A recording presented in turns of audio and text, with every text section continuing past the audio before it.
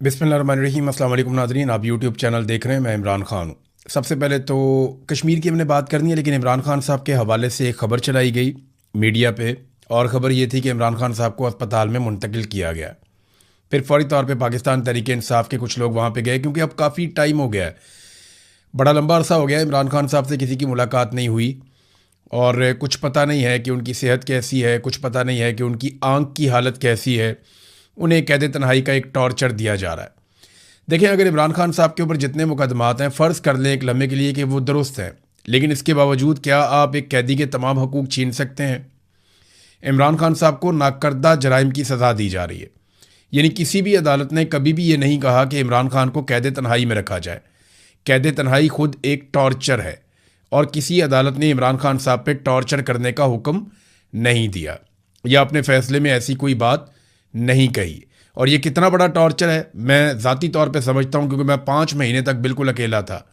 एक छोटी सी कार के अंदर, एक छोटी सी जगह पे उन्होंने मुझे फेंक दिया था, और मैं 5 महीने तक बिल्कुल अकेला था। तो मैं ये जानता हूँ कि वो कितना तकलीफ़ दे है, जैसे इमरान खान को इस वक्त रखा गया है। ये बहुत बड़ी ज़हनी अजियत है, ये जिस्मानी टॉर्चर से भी बड़ा टॉर्चर है। तो पाकिस्तान तहरीक इंसाफ के लोग गए, जुनैद अकबर भी गए, उन्होंने स्टेटमेंट दिया, शाहिद खट्टक और दीगर लोग भी गए। उन्होंने कहा जी हमने पूरा अस्पताल चेक किया, इमरान खान को यहाँ पे अस्पताल में नहीं लाया गया। ये खबर क्यों चलवाई गई, किसी सोर्स नहीं दी होगी। अब बहुत मुमकिन है कि मीडिया को अपने किसी सोर्स से ये खबर मिल गई हो अस्पताल में। बाद वक़्त कन्फ्यूजन भी हो जाता है, गलत खबर भी चल जाती है, खबरों का फ्लो बहुत तेज़ होता है। लेकिन यहाँ पे क्योंकि माहौल ऐसा है आजकल, हर चीज़ को देखा जाता है शक की नज़र से, कि बहुत मुमकिन है कि पाकिस्तान की एस्टेब्लिशमेंट ने या हुकूमत ने किसी चीज़ से तवज्जो हटाने के लिए, क्योंकि देखिए इनके पल्ले तो कख नहीं है। जो कश्मीर में इन्होंने कर छोड़ा है, जिस तरीके से लोगों को इन्होंने दीवार के साथ लगा दिया, अब कश्मीरी डट कर खड़े हो गए हैं। कश्मीरियों का रद्द-ए-अमल पाकिस्तानियों के रद्द-ए-अमल से मुख्तलिफ निकला।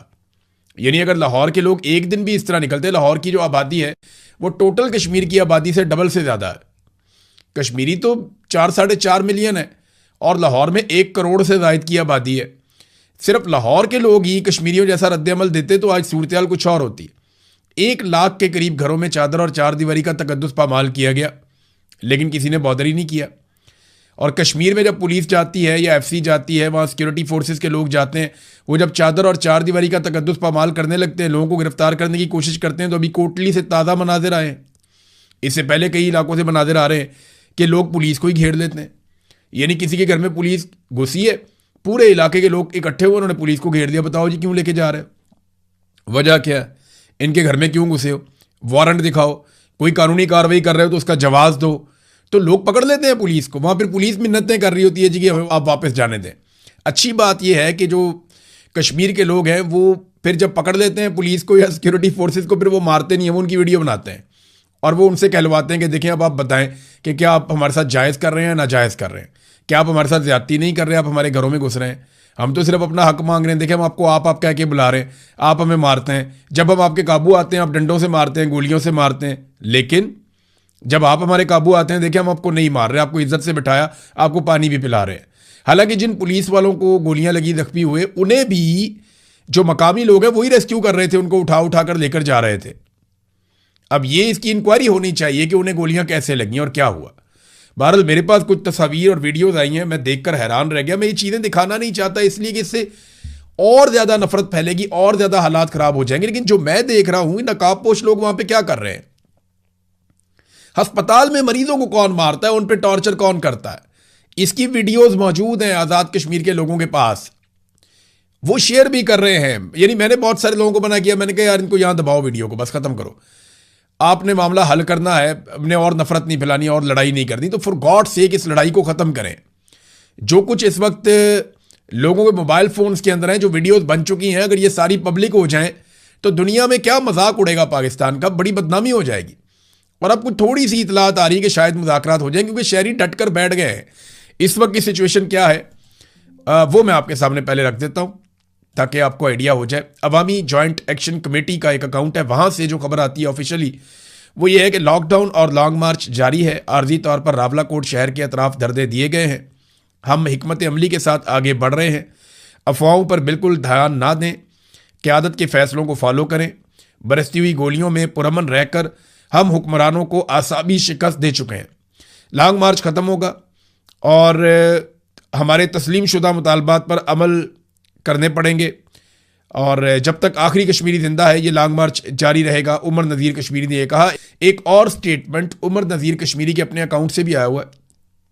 वो ये कहते हैं कि लॉकडाउन और लॉन्ग मार्च जारी है, आर्जी तौर पर रावलाकोट शहर के अतराफ धरने दिए गए हैं, हम हिकमत अमली के साथ आगे बढ़ रहे हैं, अफवाहों पर बिल्कुल कान ना धरें, क़यादत के फ़ैसलों को फॉलो करें, हम पुरअमन रहकर हुक्मरानों को आसाबी शिकस्त देंगे, लॉन्ग मार्च ख़त्म होगा और एक ही सूरत में ऐसा मुमकिन है कि लॉन्ग मार्च ख़त्म हो जाए कि हमारे जो मुतालबात हैं जिनको पहले तस्लीम किया गया था उन पर अमल दरामद करो, नहीं तो जब तक आखिरी कश्मीरी ज़िंदा है तब तक ये मार्च ज़िंदा रहेगा। फतह की सिमत मुत्तहिद, बड़े चलो। ये जनाब एक ट्वीट सरदार उमर नज़ीर का जो ऑफिशियल अकाउंट है वहाँ से एक ट्वीट किया गया है। तो इस वक्त सिचुएशन ये है कि लॉन्ग मार्च और धरने जारी है और रावलाकोट को तीनों तरफ से घेरा हुआ है लोगों ने, और वहाँ पे लोग बैठे हुए हैं बहुत बड़ी तादाद में, हज़ारों की तादाद में।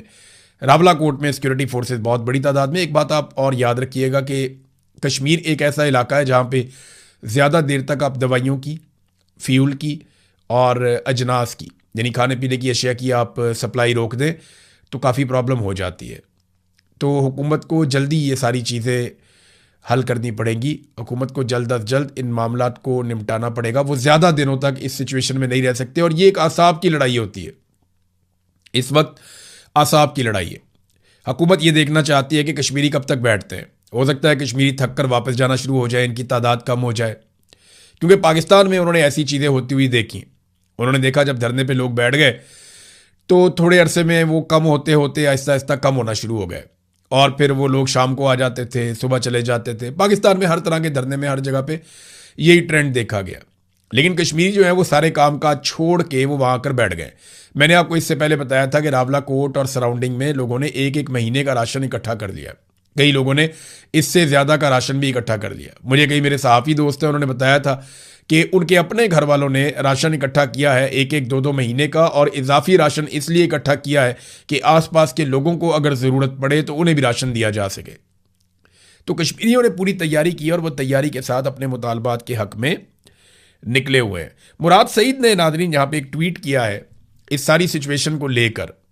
देखें, जो कॉलम लिखा ना सोहेल वड़ाइच ने, उसने एक नई बहस को छेड़ दिया कि जनाब शायद ये हुकूमत जाने वाली है। तो मैं आपको क्लियरली पिछले वीलॉग में कह चुका हूं कि आसिम मुनीर साहब की जो एक इंश्योरेंस है ना, वो शहबाज शरीफ, नवाज शरीफ और जरदारी है।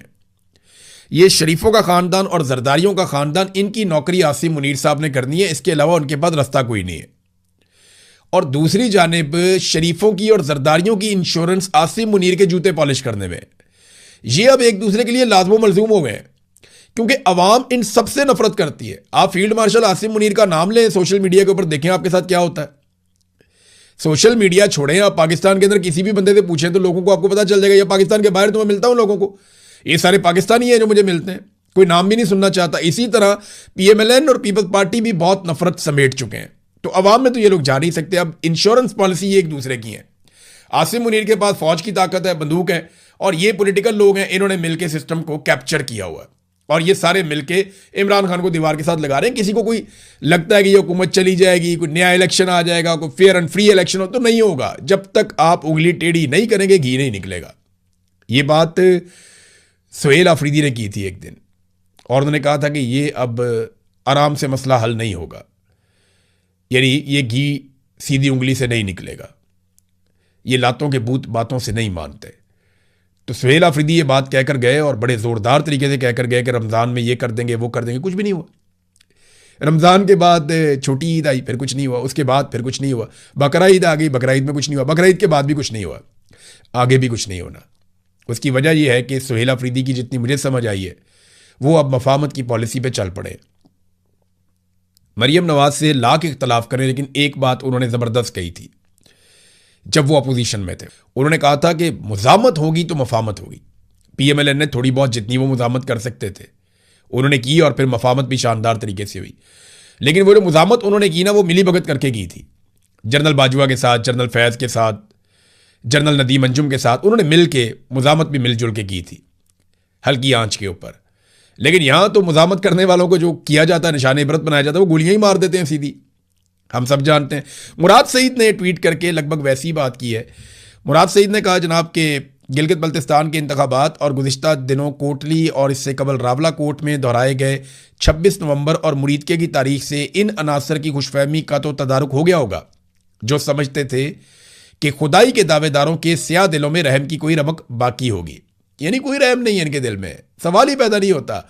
ये अपनी हुकूमत गिराएंगे, सवाल ही पैदा नहीं होता। ये तो 20-20 साल के प्लान बनाकर आए हैं। समान 100 बरस का पल की खबर नहीं, ये तो हकीकत है। तो जितने मर्जी आपने प्लान बनाए हो, एक प्लान मेरे रब का होता है, मेरे रब का। हुकूमत किसी की भी नहीं रहती, वो सिर्फ रब की बाकी रहती है। और जो लोग जालिम होते हैं ना, वो तारीख में निशाने इबरत बनते हैं, और ये लोग बनेंगे। इनको जवाब देना पड़ेगा इस जहान में भी, अगले जहान में भी। और फिर मुराद सईद ने दोबारा से मुजामत करने पे जोर दिया। उन्होंने कहा, जनाब आप इनसे उम्मीद ना लगाएं बिल्कुल भी। और पाकिस्तान के अंदर जो है हुक्मरानों ने जो कुछ किया, उससे एक अदम इस्तेहकाम पैदा हुआ है। पार्टी को तोड़ दिया गया, अवाम से उनका हुक्मरान चुनने का जो हक है वो छीन लिया गया। निहत्ते कश्मीरियों पे गोलियां अब बरसाई गई हैं। इससे पहले भी कत्लेआम किया गया है। मुरीद के वाला उन्होंने मिसाल दी, बाकी मिसाल दी। इमरान खान अगर आज बाहर होता तो आज इमरान खान को उनके बुनियादी इंसानी हकूक मैसर होते और उनका पैगाम बाहर आ सकता, तो उन्होंने यही करना था और इससे बढ़ के करना था। उन्होंने कश्मीरियों के साथ उनके हकूक के लिए खड़े होना था। ये मुराद सईद का दावा है। फिर उन्होंने कहा, मेरी इतलात के मुताबिक पार्टी ने कल पार्लिमान के बाहर एहतजाज की कॉल दी है। इनसे भी गुजारिश है कि कश्मीर के साथ यकजहती और मुल्क को बचाने के लिए इमरान खान की रिहाई पर गुफ्तगू हो। इंशाल्लाह मेरे हल्का इंतखाब में, उन्होंने कहा 13 जून 2026 बरोज हफ्ता दोपहर 2 बजे मटा चौक में कश्मीर के अवाम के साथ यकजहती और उनके साथ होने वाले जुल्म के खिलाफ और मुल्क बचाने के लिए इमरान खान की रिहाई के लिए एहतजाजी मुजाहरा होगा। स्वात के तमाम कारकुनान उसमें भरपूर शिरकत करें। अगर हम आज एक दूसरे का बाजू ना बने तो एक एक करके हमें ऐसे ही मारेंगे जैसे 25 मई 2022 से लेकर 26 नवंबर 2024 तक तहरीक इंसाफ को मारा, जैसे मुरीदके में मारा, जैसे कोटली में मारा, जैसे रावला कोट में मारा, जैसे बरसों से बलूचिस्तान, फाटा और खैबर पख्तूनख्वा में मार रहे हैं। बंगालियों को भूल गए, उनको भी मारा था। बहरहाल मुराद सईद ने भी वो गलतफहमी दूर की है कि हुकूमत कहीं नहीं जा रही है, रल मिल के चला रहे हैं। ये सिर्फ थोड़े अरसे के बाद आपको एक नए ट्रक की बत्ती के पीछे लगाते हैं। इनका जाने का कोई इरादा नहीं है और पीटीआई के लोगों का ऐसा लगता है कि मुजामत का कोई इरादा नहीं है। लेकिन एक अच्छा काम किया पीटीआई ने। ये जो नाराज अरकान वाला एक ड्रामा चल रहा है ना, ये पीटीआई के अंदर, कि जनाब हम नाराज हैं कि इमरान खान की रिहाई के लिए कोशिश नहीं की जाती, भाई तुसी आप कर लो। यानी ये कैसे हो सकता है? और वो लोग दावा कर रहे हैं जिन्होंने कभी इमरान खान का ट्वीट भी रीट्वीट नहीं किया। आप अंदाजा करें, ऐसे बुज़दिल लोग हैं। वो लोग निकल निकल के आगे छलांगे मार के स्टेटमेंट दे रहे हैं कि सुहेल अफरीदी ने नहीं किया तो फलाने ने नहीं किया तो उसने नहीं किया तो अली अमीन ने नहीं किया। जिन लोगों ने कभी इमरान खान के ट्वीट को रीट्वीट भी नहीं किया, वो लोग आकर इस किस्म की बातें कर रहे हैं। मैं हैरान हो रहा हूं। जिन्हें मैंने कभी गोली लगे हुए देखा ही नहीं, जिन्हें मैंने कभी डंडे खाए हुए देखा ही नहीं, ये वो लोग हैं जिन्होंने गिरफ्तारियां भी नहीं दी, या लंबे लंबे अरसे के लिए बंदे गिरफ्तार हो जाते हैं, वो भी नहीं हुआ इनके साथ। और अब ये आ गए हैं चूरी खाने के लिए, मजनू बनने के लिए।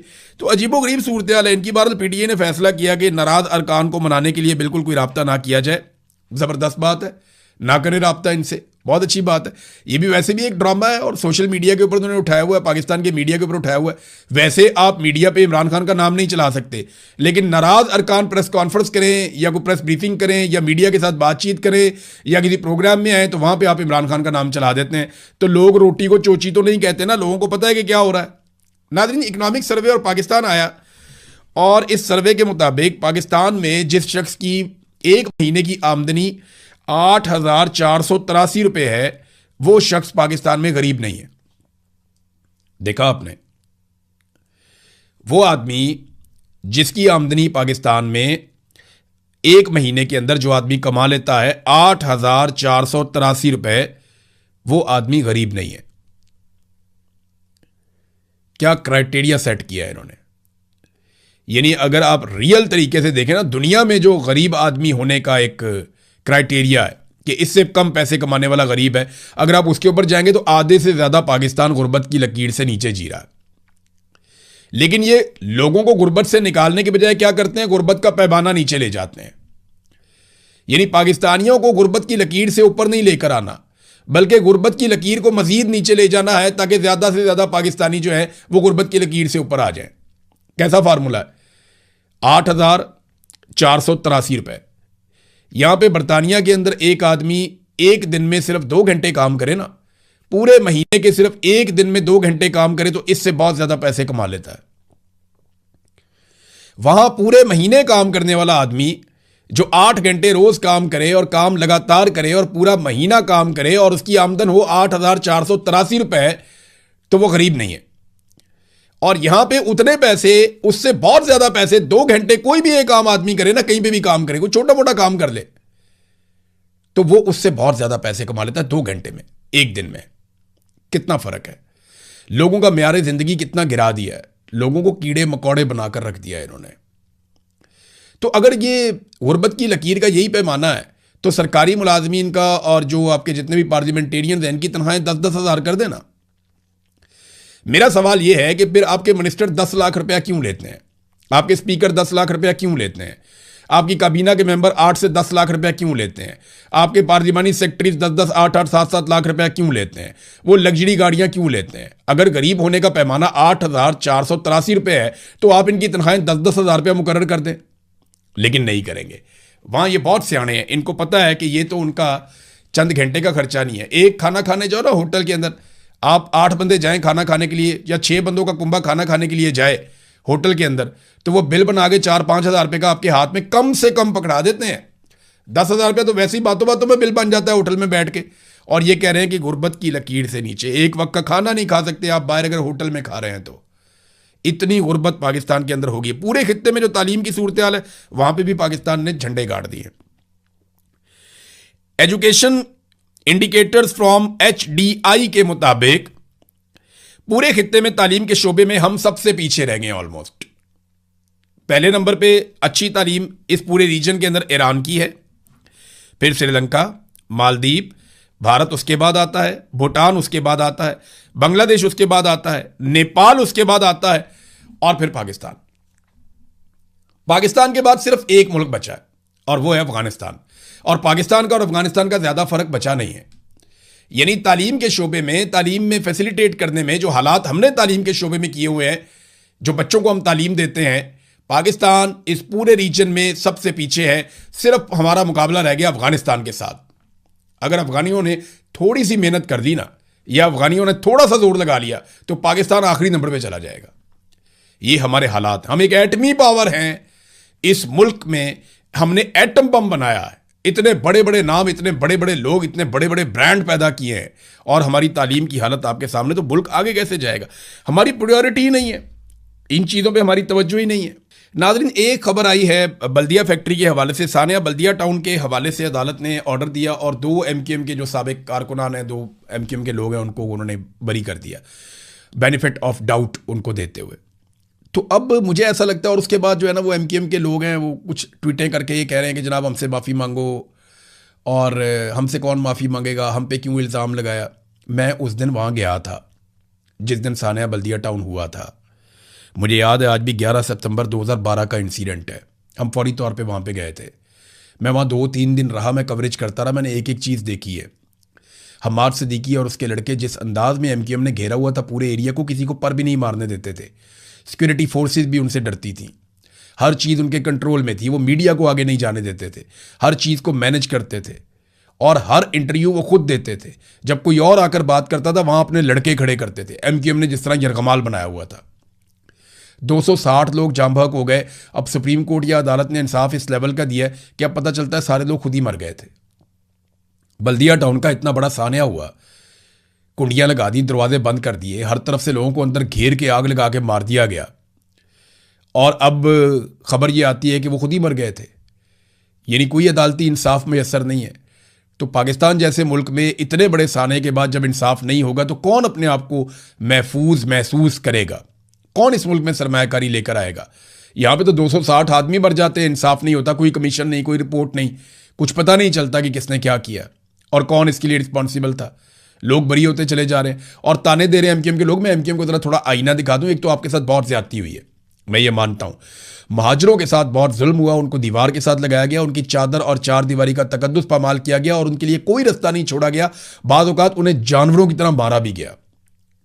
इसकी कोई गुंजाइश नहीं थी जो मावरा अदालत कत्ल हुए। इन तमाम लोगों को अगर किसी ने जुर्म किया था तो अदालत में पेश करना चाहिए था। इन तमाम लोगों को कानून के मुताबिक सजा होनी चाहिए थी। लेकिन MQM भी एक दौर के अंदर पूरे फिरौनियत पे उतरी हुई थी। जिस तरह सेक्टर ऑफिस से फोन आ जाता था, हर तरफ थरथल्ली मच जाती थी। इनकी राब्ता कमेटी का मीडिया के दफ्तर में फोन आ जाता था, वहां पे सांप सूंघ जाता था।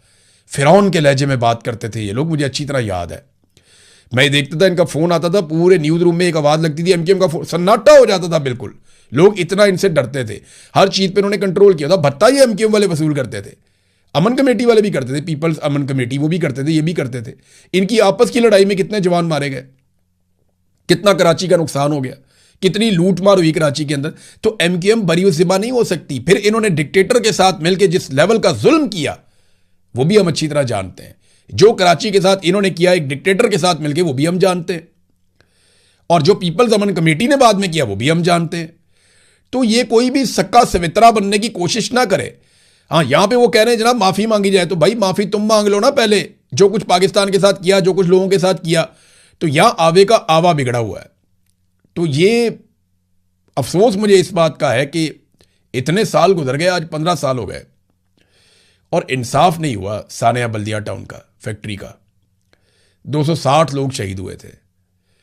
किसी अमीर आदमी का बच्चा मर जाता तो मैं देखता इंसाफ हो जाता। बिलावल की बहन के ड्रोन लग जाता है यहां पे, आसफा जरदारी के, रोला पड़ जाता है, ब्रेकिंग न्यूज, ये वो फलाना ढमकाना, बंदे उठा लो, मीडिया उठा लो, इसको उठा लो। तबैयां फेर दी थी इन्होंने। इनको जुकाम हो जाए तो पूरी दुनिया ये हिला देते हैं। और यहां पे 260 गरीब लोग जो घर से रोटी कमाने गए हुए थे, कोई जवाब देगा इसका? अब तक के लिए इतने, अपना ख्याल रखिएगा, अपने इस चैनल का भी। अल्लाह हाफिज़।